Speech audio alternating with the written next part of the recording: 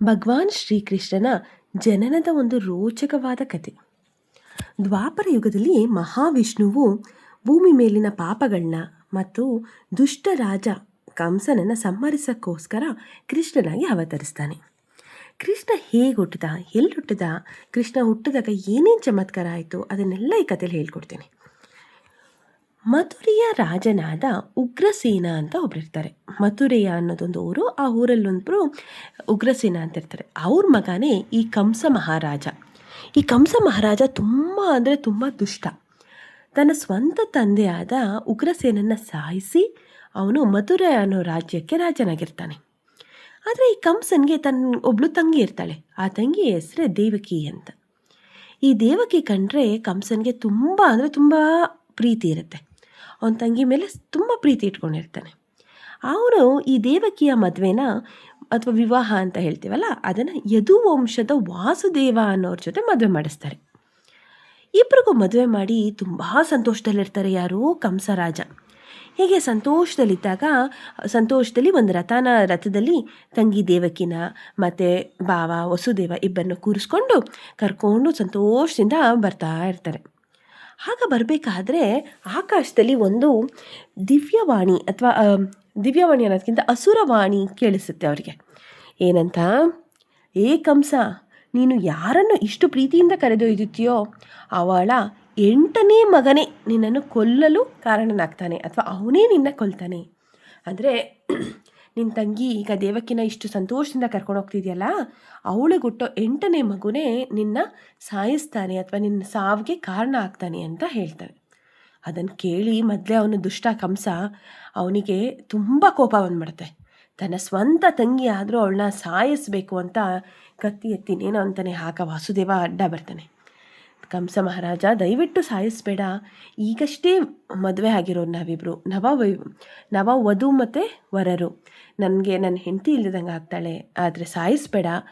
ಒಂದು ಕೆಲಸ ಮಾಡ್ತೀನಿ, ನಮಗೆ ಹುಟ್ಟೋ ಪ್ರತಿಯೊಂದು ಮಗುನೂ ನೀನು ಕೊಟ್ಬಿಡ್ತೀನಿ, ನೀನು ಆ ಮಗುನೇ ಸಾಯಿಸ್ಬಿಡು, ಆಗ ಆಗ ನಿನಗೆ ತೊಂದರೆ ಇರಲ್ಲ ಅಂತ ವಸುದೇವ ಹೇಳ್ತಾನೆ.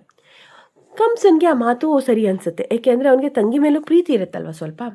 ಆ ಹುಟ್ಟೋ ಮಕ್ಕಳನ್ನ ಸಾಯಿಸ್ಬಿಟ್ರೆ ನನಗೇನು ತೊಂದರೆ ಇಲ್ವಲ್ಲ ಅಂತ ಯೋಚನೆ ಮಾಡಿ ಆಯಿತು ಅಂತ ಒಪ್ಕೋತಾನೆ. ಆದರೆ ಈ ವಸುದೇವ ಮತ್ತು ದೇವಕಿನ ಎಲ್ಲೂ ಹೋಗಕ್ಕೆ ಬಿಡದೆ ಅರಮನೆಯಲ್ಲೇ ಬಂಧಿಸ್ತಾನೆ. ಅವರು ಅರಮನೆಯಿಂದ ಆಚೆ ಎಲ್ಲೂ ಹೋಗೋ ಹಾಗಿರಲ್ಲ. ಆಗ ಸ್ವಲ್ಪ ದಿನಗಳು ಕಳೆಯುತ್ತೆ. ದೇವಕಿ ಗರ್ಭವತಿ ಆಗ್ತಾಳೆ. ದೇವಕಿಯ ಹೊಟ್ಟೆಯಲ್ಲಿ ಒಂದು ಮೊದಲನೇ ಮಗು ಹುಟ್ಟುತ್ತೆ. ಕಂಸರಾಜ ಬಂದು ಆ ಮಗುನ ಒಂದು ಕಲ್ಲಿನ ಬಂಡೆಗೆ ಹೊಡೆದು ಅಲ್ಲೇ ಸಾಯಿಸ್ಬಿಡ್ತಾನೆ. ಹೀಗೆ ದೇವಕಿಗೆ ಹುಟ್ಟೋ ಎಲ್ಲ ಮಕ್ಕಳನ್ನೂ ಸಾಯಿಸ್ಕೊಂಡು ಬರ್ತಾನೆ. 1 ಮಗು, 2 ಮಗು, 3ನೇ ಮಗು, ಹಾಗೆ 6 ಮಕ್ಕಳು ಕೂಡ ಹಾಕ್ತಾರೆ. ಈಗ 7ನೇ ಮಗು ಹುಟ್ಟುತ್ತೆ. ನಿಮಗೆಲ್ಲ ಗೊತ್ತು, ಅಸುರವಾಣಿ ಏನು ಹೇಳ್ತು, 8ನೇ ಮಗು ಆಯಿತಾ. 7ನೇ ಮಗುಗೆ ಅವಳು ಗರ್ಭವತಿ ಆಗಿರ್ತಾಳೆ. ಆಗ ಒಂದು ಯೋಗ ಮಾಡಿ ಆ ಮಗುನ ಬೇರೆ ಒಂದು ಹೊಟ್ಟೆಯಲ್ಲಿ ಹುಟ್ಟೋ ಹಂಗೆ ಮಾಡ್ತಾರೆ. ಅವನೇ ಬಲರಾಮ, ಕೃಷ್ಣನ ಅಣ್ಣ. ಅದಾದ ಮೇಲೆ ಮತ್ತೆ ದೇವಕಿ 8ನೇ ಮಗುವಿಗೆ ಗರ್ಭವತಿ ಆಗ್ತಾಳೆ. ಈಗ ಕಂಸನಿಗೆ ಇಷ್ಟು ಮಕ್ಕಳ ಮೇಲಿಗಿಂತ ಜಾಸ್ತಿ ಭಯನೂ ಬರುತ್ತೆ, ಕೋಪ ಎಲ್ಲ ಇರುತ್ತೆ. ಏಕೆಂದರೆ 8ನೇ ಮಗು ನನ್ನನ್ನು ಸಾಯಿಸುತ್ತೆ ಅಂತ ಹೇಳಿದ ಅಸುರವಾಣಿ ಅವನ ತಲೆಯಲ್ಲೇ ಇರುತ್ತೆ. ಈ ಮುಂಚೆ ಅರಮನೆಯಲ್ಲಿ ಬಂಧಿಸಿದ್ದ ವಸುದೇವ ಮತ್ತು ದೇವಕಿನ ಈಗ ಕರ್ಕೊಂಡೋಗಿ ಸೆರೆಮನೆಯಲ್ಲಿಡ್ತಾನೆ. ಅವರ ಸುತ್ತ ಕಾವಲುಗಾರರಿರ್ತಾರೆ. ಅವರ ಪ್ರತಿಯೊಂದು ಕೆಲಸಗಳು, ಚಲನವಲನಗಳು, ಅಂದರೆ ಅವ್ರು ಏನು ಮಾಡ್ತಾರೆ, ಎಲ್ಲಿ ಕೂತ್ಕೊಂಡು ಕಾವಲುಗಾರಗಳು ಅವರ ವಿಷಯನ ಕಂಸನಿಗೆ ಮುಟ್ಟಿಸ್ತಾ ಇರಬೇಕು. ಹೀಗೆ ದಿನ ಕಳೆಯುತ್ತೆ. ಇನ್ನೇನೋ ಮಗು ಹುಟ್ಟೋ ಸಮಯ. ಕಂಸ ಕಾತುರನ ಕಾಯ್ದಿರ್ತಾನೆ. ಕಾವಲುಗಾರಿಗೆ ಎಚ್ಚರಿಕೆಯಿಂದ ಹೇಳಿರ್ತಾನೆ, ಯಾವುದೇ ಕಾರಣಕ್ಕೂ ಅವರು ಮಗು ಹುಟ್ಟಿದ ತಕ್ಷಣ ಅವನಿಗೆ ವಿಷಯ ತಿಳಿಬೇಕು, ಅವರನ್ನು ಬಹಳ ಜಾಗರೂಕತೆಯಿಂದ ನೋಡ್ಕೋತಾ ಇರಬೇಕು ಅಂತ ತುಂಬ ಕಟ್ಟುನಿಟ್ಟಾಗಿ ಹೇಳಿರ್ತಾನೆ. ಈ ಕಡೆ ದೇವಕಿಗೆ ಹೊಟ್ಟೆ ನೋವು ಶುರುವಾಗತ್ತೆ. ಇನ್ನೇನೋ ಮಗು ಹುಟ್ಟೋ ಸಮಯ ಬಂದೇ ಬಿಟ್ಟಿದೆ. ಆ ದೇವಕಿಯ ಗರ್ಭದಲ್ಲಿ, ಅಂದರೆ ಹೊಟ್ಟೆಯಲ್ಲಿ ಯಾವ ಮಗು ಇರೋದು, ಭಗವಾನ್ ಶ್ರೀಕೃಷ್ಣ. ಕೃಷ್ಣ ಹುಟ್ಟಿದಾಗಿಂದಾನೇ ಚಮತ್ಕಾರಗಳನ್ನ ಮಾಡಿದಂಥವನು. ಅವನು ಹುಟ್ಟೋ ಅಂಥ ದಿನ ಬಂದೇ ಬಿಡ್ತು. ಇನ್ನೇನೋ ಮಗು ಹುಟ್ಟುತ್ತೆ ಅನ್ನೋ ಟೈಮಲ್ಲಿ ಏನಾಗುತ್ತೆ, ಜೋರು ಮಳೆ ಸ್ಟಾರ್ಟ್ ಆಗಿಬಿಟ್ಟಿರುತ್ತೆ. ಮಗು ಹುಟ್ಟಿದ ತಕ್ಷಣ ಅಷ್ಟೂ ಜನ ಕಾವಲುಗಾರಗಳಿಗೆ ಕಾಯ್ಕೊಂಡಿರ್ತಾರಲ್ಲ, ಅವರಿಗೆಲ್ಲ ನಿದ್ದೆ ಬಂದಂಗೆ ಆಗ್ಬಿಡುತ್ತೆ. ಅವರಿದ್ದಿದ್ದು ಸೆರೆಮನೆ ಅಂದರೆ ಜೈಲು. ಶ್ರೀಕೃಷ್ಣ ಹುಟ್ಟಿದ್ದು ಜೈಲು. ಭಗವಾನ್ ಶ್ರೀಕೃಷ್ಣ ಈ ಭೂಮಿ ಮೇಲೆ ಕಾಲಿಟ್ಟ ತಕ್ಷಣ ವಸುದೇವ ಆ ಮಗುನ ನೋಡ್ತಾನೆ. ಮುಖದಲ್ಲಿ, ಆ ಕಣ್ಣುಗಳಲ್ಲಿ ಅದೆಷ್ಟು ಶಕ್ತಿ, ದಿವ್ಯ ಶಕ್ತಿ ತುಂಬಿರುತ್ತೆ. ಮುಖದಲ್ಲಿ ಕಾಂತಿ ಇರುತ್ತೆ. ಎಂತಹ ಮನಸ್ಸನ್ನು ಕರಗಿಸುವಂತಹ ಮುಖ, ಅಂತಹ ಒಂದು ಚಮತ್ಕಾರ ಆ ಮಗುವಿನ ಮುಖದಲ್ಲಿ ಎದ್ದು ಕಾಣಿಸ್ತಾ ಇರುತ್ತೆ. ಆ ಮಗುವಿನ ಕಣ್ಣಿನ ಕಾಂತಿನ ನೋಡಿದಾಗಲೇ ವಸುದೇವನಿಗೆ ಈ ಮಗುವಿನ ಕಾಂತಿನ ನೋಡಿ ವಸುದೇವನಿಗೆ ತುಂಬ ಆನಂದವಾಗುತ್ತೆ. ಮರುಕ್ಷಣವೇ ಎಚ್ಚೆತ್ತು, ನಾನು ಈಗಲೇ ಈ ಮಗುನ ಬೇರೆ ಕಡೆ ಕರ್ಕೊಂಡೋಗಿ ಕಾಪಾಡಬೇಕು, ಇಲ್ಲೇ ಇದ್ದರೆ ಕಂಸನಿಗೆ ವಿಷಯ ಮುಟ್ಟತ್ತೆ ಅಂತ ಗೊತ್ತಾಗಿ ಹೇಗೆ ಹೋಗೋದು ಸೆರೆಮನೆಯಿಂದ ಆಚೆ ಅಂತ ನೋಡ್ತಾನೆ. ಸೆರೆಮನೆಯ ಬಾಗಿಲುಗಳೆಲ್ಲ ಅದೇ ಎಲ್ಲ ಬಾಗಿಲುಗಳು ಓಪನ್ ಆಗಿಬಿಡುತ್ತೆ. ಚಮತ್ಕಾರ ಅಲ್ಲಿಂದನೇ ಶುರುವಾಗುತ್ತೆ. ನಮ್ಮ ಶ್ರೀಕೃಷ್ಣ, ಪುಟ್ಟ ಕೃಷ್ಣನ ಚಮತ್ಕಾರಗಳು. ಸರಿ, ಈಗ ಜೈಲಲ್ಲಿದ್ದರು. ಜೈಲಿಂದ ಬಾಗಿಲುಗಳೆಲ್ಲ ಓಪನ್ ಆಗುತ್ತೋ. ವಸುದೇವ ಕಾವಲುಗಾರಗಳೆಲ್ಲ ಇದ್ದವ್ರು ಅಷ್ಟೂ ಜನ ನಿದ್ದೆ ಮಾಡಿಬಿಟ್ರು. ವಸುದೇವ ಆ ಮಗುನ ನೀವು ಚಿತ್ರದಲ್ಲಿ ಕಾಣಂಗೆ ಒಂದು ಪುಟ್ಟೆಯಲ್ಲಿ ಮಲಗಿಸ್ಕೊಂಡು ಆಚೆ ಬರ್ತಾನೆ.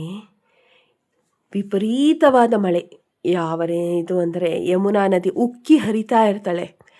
ಈ ಮಳೇಲಿ ಹೇಗೆ ಈ ಮಗುನ ಕರ್ಕೊಂಡು ಹೋಗೋದು ಅಂತ ನೋಡ್ತಾನೆ. ಒಂದು ದೊಡ್ಡ ಸರ್ಪ ತನ್ನ ಎಡೆನ ಬಿಚ್ಚಿ ಆ ಮಗುಗೆ ಒಂದೇ ಒಂದು ಹನಿ ನೀರು ಹಾಕ್ದಂಗೆ ಕಾಪಾಡುತ್ತೆ. ಅಂದರೆ ಅಷ್ಟು ಜೋರು ಮಳೆ ಬೀಳ್ತಾ ಇದ್ರೂ ನಮ್ಮ ಕೃಷ್ಣನಿಗೆ ಒಂದೇ ಒಂದು ಹನಿ ನೀರು ಕೂಡ ಬೀಳ್ತದಂಗೆ ಅದು ಮುಚ್ಕೊಳ್ಳುತ್ತೆ. ಈಗ ಯಮುನಾ ನದಿ ಉಕ್ಕಿ ಹರಿತಾ ಇದೆಯಲ್ಲ, ಆ ಯಮುನಾ ನದಿ ವಸುದೇವನಿಗೆ ದಾರಿ ಮಾಡಿಕೊಡುತ್ತೆ. ನಾವು ನೀರಲ್ಲಿ ಕಾಲಿಟ್ಟರೆ ಬೀಳ್ತೀವಿ, ಆದರೆ ಅವನು ತನ್ನ ತಲೆ ಮೇಲೆ ಆ ಪುಟ್ಟ ಕಂದ ಶ್ರೀಕೃಷ್ಣನ ಎತ್ಕೊಂಡು ಯಮುನಾ ನದಿಲಿ ಆರಾಮಾಗಿ ನಡ್ಕೊಂಡು ಹೋಗ್ತಾನೆ. ಅವನಿಗೆ ಈ ಚಮತ್ಕಾರಗಳನ್ನು ನೋಡಿದಾಗಲೇ ಅರ್ಥ ಆಗುತ್ತೆ, ಭಗವಾನ್ ಆ ದೇವರೇ ಈ ಭೂಮಿ ಮೇಲೆ ಇಳಿದಿದ್ದಾನೆ ಅಂತ. ಬೇಗ ನಡ್ಕೊಂಡು ಹೋಗಿ ಆ ಗೋಕುಲಕ್ಕೆ ತಲುಪ್ತಾನೆ. ಈ ಕಡೆ ಗೋಕುಲದಲ್ಲಿ ನಂದರಾಜ ಮತ್ತು ಕೌಸಲ್ಯಾದೇವಿ ಅವರಿಗೆ ಒಂದು ಹೆಣ್ಣುಮಗು ಹುಟ್ಟಿರುತ್ತೆ. ಈ ಕಡೆ ನಮ್ಮ ಗೋಕುಲದಲ್ಲಿ ನಂದ ಮಹಾರಾಜ ಮತ್ತು ಯಶೋದಾಗೆ ಒಂದು ಹೆಣ್ಣು ಮಗು ಹುಟ್ಟಿರುತ್ತೆ. ಈ ನಂದ ಮಹಾರಾಜರು ನಮ್ಮ ವಸುದೇವ ಅವರ ಸ್ನೇಹಿತರು. ಈ ನಮ್ಮ ಪುಟ್ಟ ಕೃಷ್ಣನ ಕರ್ಕೊಂಡು ಹೋಗಿ ನಂದ ಮಹಾರಾಜರ ಕೈಯಲ್ಲಿ ಕೊಡ್ತಾರೆ. ನಂದ ಮಹಾರಾಜರು ಆಗ ತಾನೇ ಹುಟ್ಟಿದ ಯಶೋದೆಯ ಒಂದು ಹೆಣ್ಣು ಮಗುನ ತಂದು ವಸುದೇವರ ಕೈ ಕೊಟ್ಟು ಆ ಮುದ್ದಾದ ಗಂಡು ಮಗು ಶ್ರೀಕೃಷ್ಣನ ಯಶೋಧ ಮಡ್ಲಲ್ಲಿ ಮಲಗಿಸ್ತಾರೆ. ಅಲ್ಲಿಂದ ನಮ್ಮ ಶ್ರೀಕೃಷ್ಣ ಯಶೋದೆಯ ಆರೈಕೆಯಲ್ಲಿ ಬೆಳೆಯೋಕ್ಕೆ ಶುರುವಾಗ್ತಾನೆ. ನಮ್ಮ ವಸುದೇವ ಆ ಹೆಣ್ಣು ಮಗುನ ಬೇಗ ಹೊತ್ಕೊಂಡು ಬಂದು ಸೆರೆಮನೆನ ಸೇರ್ಕೋತಾನೆ. ಸೆರೆಮನೆ ಸೇರ್ಕೊಂಡ್ಮೇಲೆ ಅಲ್ಲಿ ಸೆರೆಮನೆಯಲ್ಲಿ ಬಾಗಿಲುಗಳು ತಂತಾನೆ ಎಲ್ಲ ಮುಚ್ಚಿ ಹೋಗ್ತವೆ. ಅಲ್ಲಿ ಇದ್ದ ಕಾವಲುಗಾರಿಗೆಲ್ಲ ನಿದ್ದೆಯಿಂದ ಎಚ್ಚರ ಆಗುತ್ತೆ. ಕಾವಲುಗಾರಿಗೆ ಇಷ್ಟೊತ್ತು ಅಲ್ಲಿ ಏನು ನಡೀತು ಅಂತ ಗೊತ್ತಿಲ್ಲ. ಅಷ್ಟರಲ್ಲಿ ಕಂಸ ಮಹಾರಾಜನಿಗೆ ವಿಷಯ ತಿಳಿಯುತ್ತೆ. ಕಂಸ ಮಹಾರಾಜ ಓಡೋಡಿ ಬರ್ತಾನೆ. ಬಂದವನೇ ಆ ಮಗುನ ನೋಡ್ತಾನೆ.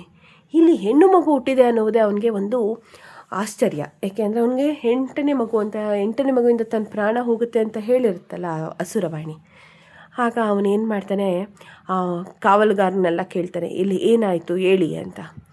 ಆಗ ಕಾವಲುಗಾರಿಗೆ ಮೊದಲೇ ಕಂಸನ ರಾಜನ ಕಂಡ್ರೆ ಬಹಳವಾಗಿ ಭಯ ಇರುತ್ತೆ. ಅವರೆಲ್ಲ ಇಲ್ಲೇನು ಆಗಿಲ್ಲ, ಇಲ್ಲಿ ಹುಟ್ಟಿರೋದು ಹೆಣ್ಣು ಮಗುನೇ, ನಾವೆಲ್ಲ ಕಾವಲು ಕಾಯ್ಕೊಂಡಿದ್ವಿ, ಯಾರೋ ಒಬ್ಬರೂ ಕೂಡ ನಾವಿಲ್ಲಿ ನಿದ್ದೆ ಹೋಗಿದ್ದ ವಿಷಯ ಆಗಲಿ ಮಂಪರು ಇದಾಗಿದ್ದನ್ನು ಹೇಳಲ್ಲ. ಕಂಸ ಮಹಾರಾಜನಿಗೆ ಅನುಮಾನ ಬರುತ್ತೆ. ಆದರೆ ಆ ಹೆಣ್ಣು ಮಗುನ ಸಾಯಿಸೋಕ್ಕೆ ಅಂತ ಎತ್ಕೊಂಡು ಬೀಸ್ತಾನೆ. ಅಷ್ಟೊತ್ತಿಗೆ ಆ ಹೆಣ್ಣು ಮಗು ಕಂಸನ ಕೈಯಿಂದ ಜಾರ್ಕೊಂಡು ಹೋಗಿ ಆದಿದೇವತೆ ರೂಪದಲ್ಲಿ ತೋರಿಸಿ, ಏ ಕಂಸ, ನನ್ನನ್ನು ನೀನು ಕೊಲ್ಲಕ್ಕೆ ಬಂದಿದ್ಯಾ? ನಿನ್ನನ್ನು ಸಾಯಿಸುವ ಮಗು ಗೋಕುಲದಲ್ಲಿ ಆಗಲೇ ನೆಮ್ಮದಿಯಾಗಿ ಬೆಳೀತಾ ಇದೆ, ಇನ್ನು ನಿನ್ನ ಸಾವು ಖಚಿತ ಅಂತ ಹೇಳಿ ಅಲ್ಲಿಂದ ಮರೆಯಾಗಿ ಹೋಗುತ್ತೆ. ಇಲ್ಲಿಗೆ ನಮ್ಮ ಶ್ರೀಕೃಷ್ಣನ ಜನನ ಆಗಿ ಅವನು ಗೋಕುಲದಲ್ಲಿ ಮುದ್ದಾಗಿ ಬೆಳೆಯೋದು ಶುರುವಾಗುತ್ತೆ. ನಮ್ಮ ಮುಂದಿನ ಕಥೆಯೊಂದಿಗೆ ಮತ್ತೆ ಸಿಗೋಣ.